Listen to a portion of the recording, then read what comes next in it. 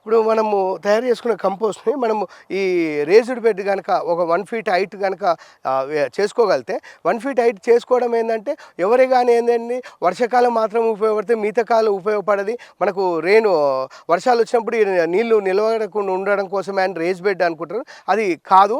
ఈ raise bed మనం చేయడం ఏందంటే మనకు చెట్టుకు ఏరియేషన్ రావడం కోసం చుట్టూ మనకు ఖాళీగా ఉంచడం వల్ల అక్కడ మనకు గాలి పోవడం వల్ల సూక్ష్మజీవులు ఇంకా వృద్ధి చెందుతాయి. దాంతోటి మనకు సాయిల్ ఫెర్టిగేషన్ బలంగా మారుతది. ఇప్పుడు గనక మనము ఈ తయారు చేసుకున్న దాన్ని ఈ మల్చింగ్ లాగా మనం 2 ఇంచుల మందం గనక ఈ మల్చింగ్ గనక వేసుకోగలిగితే ఇట్లా చూసినా ఇంత 2 ఇంచులు పోయింది మనకు. ఈ 2 ఇంచులు గనక వేసుకున్న తర్వాత ఇట్లా మనం ఒకవేళ ఆకుకూర విత్తనాలే గనక అయితే ఇట్లా గీత గీసుకొని దీంట్లో వేసేసి పైకెంచి మనం వేసుకోవచ్చు. ఇట్లా గనక మనం చేసుకోగలిగితే ఇక్కడ మనకు కింద సాయిల్ మనకు టచ్ కాదు కాబట్టి పంట మంచి ఏపుగా వస్తుంది.